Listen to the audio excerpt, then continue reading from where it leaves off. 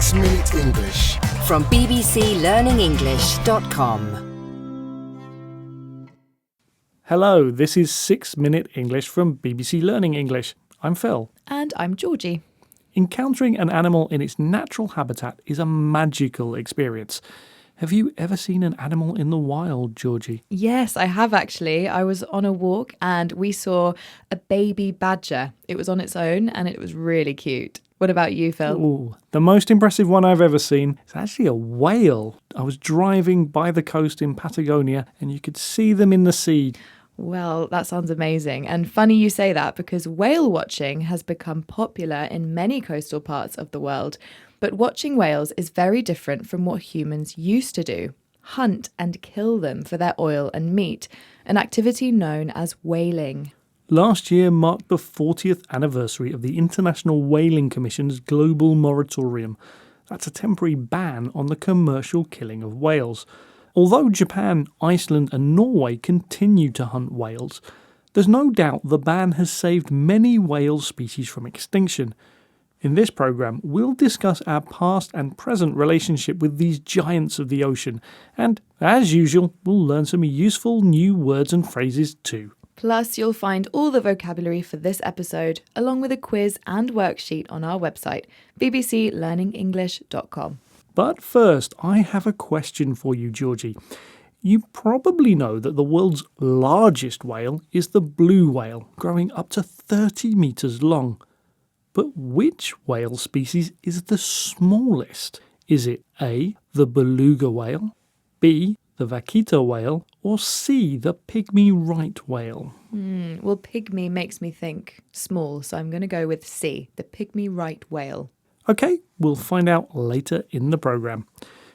Humans have hunted whales for at least 1,000 years, starting with small groups of hunters in slow-moving wooden boats. Catching whales like this was often unsuccessful, especially big whales like blue and humpback whales, which can swim up to 30 kilometres per hour.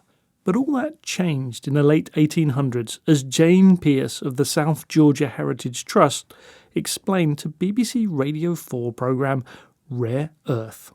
Something happened in Norway in the late 1800s. A chap called Sven Boyn, who was a whaler, he invented what we now know as the exploding harpoon. And that was a turning point for the whale. The whale couldn't stand a chance. In 1870, a chap, that's an informal word for a man, called Sven Boyn, invented the exploding harpoon, a weapon for killing whales. This was a turning point.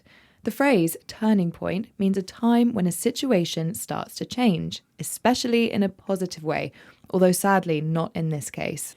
After this, the whales didn't stand a chance, meaning they had no chance of successfully avoiding the hunters. Boyn's exploding harpoon, added to the invention of faster steam-powered boats, increased whaling massively throughout the 20th century, to the point where over 3 million whales had been killed, and many species faced extinction.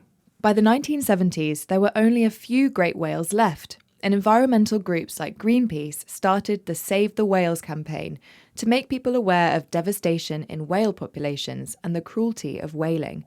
It became popular to listen to the Song of the Whale, recordings of whales communicating at sea, which sounds something like this.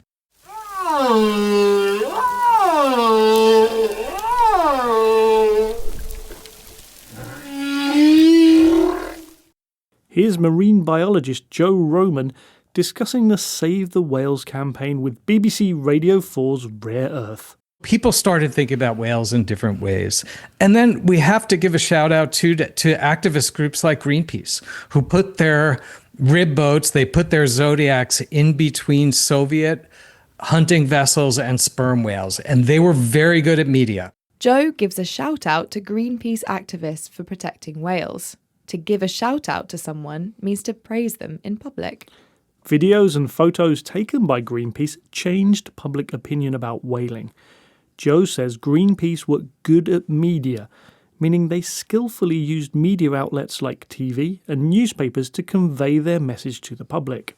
Many whale species are still endangered, and all whales still face danger from ocean acidification and plastic pollution. But the moratorium, that means the temporary suspension on hunting them, has lasted 40 years and hopefully will help protect whales for decades more. Okay, Phil, isn't it time you revealed the answer to your question? Okay, I asked you which was the smallest species of whale. And I said the pygmy right whale, didn't I? You did. Unfortunately, the answer is actually the vaquita whale, which is about 1.5 metres long. Oh, so cute. Okay, let's recap the rest of the vocabulary we've learned. A chap is an informal word for a man. A turning point is when a situation starts to change, especially for the better. If someone doesn't stand a chance, they have no chance of success. To give a shout out to someone means to publicly praise them. And finally, if you're good at media, you are skillful at using media outlets to convey a message to the public. Once again, our 6 minutes are up, but remember, you can find worksheets, quizzes, and loads more resources to improve your English on our website, bbclearningenglish.com. See you there soon, but for now, it's goodbye. Bye! 6 Minute English from bbclearningenglish.com.